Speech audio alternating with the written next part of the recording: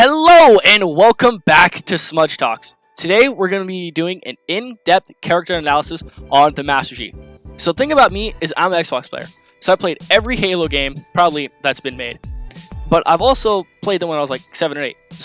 So you know when you just skip the cutscenes. So I went back and played them all again, and I'm glad I did. I just want to tell you guys that this is going to be a multi-part series. I want to go in as much depth as possible for the next couple games and the lore that I can find.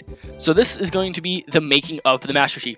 I hope you guys enjoy. So the Master Chief, or John 117, is the main protagonist of the Halo games. The main one he is in is Halo 1, 2, 3, 4, and half of 5. The reason why I say this is because you play as Spartan Locke for like half of the story as well, which I personally really didn't like. I just wish they stuck with Master Chief. The backstory of the Master Chief. John was a young boy, but he had something that many kids did not have at his age, which made him a great target for the UNSC's Spartan 2 program. The leading scientist was Dr. Catherine Halsey. John lived in deep space with his mom and dad in Elysium City on Uranus 2. At the age of 6, Dr. Halsey came to John and tested him. John's ability was quote-unquote luck. You all say luck is not a special ability, when in reality it is. The way she tested John was with a coin flip. It seems kind of dumb since we all know it's 50% chance to call it the side when it lands. But John did this back-to-back 5 times. Catherine knew what she was getting herself into, and she realized she had gotten a boy that she needed for this project. A few weeks later, the UNSC came and picked up all the kids that they wanted for the Spartan 2 program. They took the kids either while they slept or while they were alone and replaced them with quote-unquote clones. The only issue with these clones, they died faster than the UNSC could build them. So after only living as the kids for a few weeks, the clones started to die. The more screwed up part is the parents spent hundreds of dollars on doctors to help their kids, and in the end it was all futile. They all died. The UNSC moved the kids to the planet of Reach. There were 75 kids taken from their families, and those kids were used for the Spartan 2 program.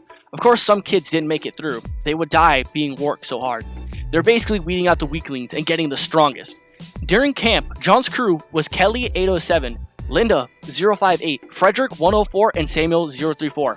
Around the age of 14, the UNSC started to operate on the kids. It was brutal. They lost many of their friends during the operations. Just a few things they did to the kids were gene therapy, enhanced muscle growth, unbreakable materials grafted to their bones. 27 of the kids had died. That is 36% of the kids. It was a slaughter, but they did what they wanted to do.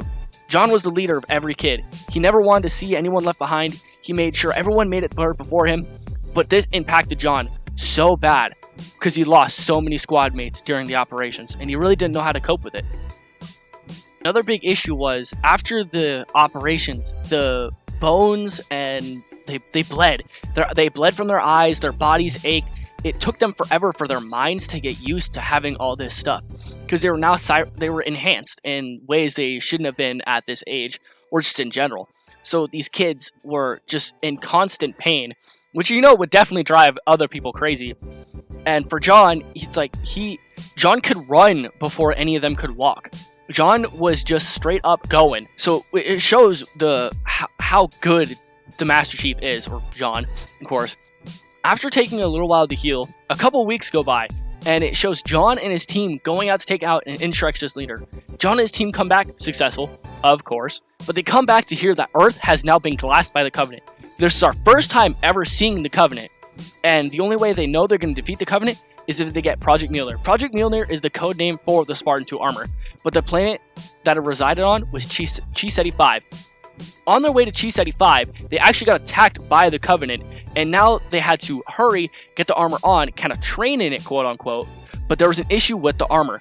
The armor was so responsive that it could kill a user who wasn't augmented. The people's own pain-induced spasms killed them. So no one really wanted to take the risk, but John was willing. John slowly put the armor on, making sure nothing would happen to him. After fully donning the suit, John and his team are now ready to fully take on the Covenant. They launch themselves into space on a ship, and they want to destroy the ship with a nuke because it's the only way they can, but they need to get to the core to shut down the shields to make sure it destroys the entire thing. So on their way to the core, Sam takes a shot to the suit for John, and it damages the suit, so he can't go into space anymore. It won't keep air. So he stays behind and lets his team go. And they bring down the entire ship that the Covenant was on. But of course, that messes with the Master Chief even more. So he still visits that spot that the day that ship went down. So this was just the intro backstory of the Master Chief. I know it's this really short video. It's only roughly about 6 minutes long. But I just want to let you guys know I am very heartfelt about all of this. I will, of course, be uploading this next week as well for the Master Chief for Halo 1. I'll be doing in-depth analysis of the entire story of Halo 1. And so if you guys want more, hit that like button, subscribe, and make sure you leave some nice comments down below. Quarantine crew, stay strong. Go check out the Weevardo podcast. Link in the description. And remember, we will rule the world!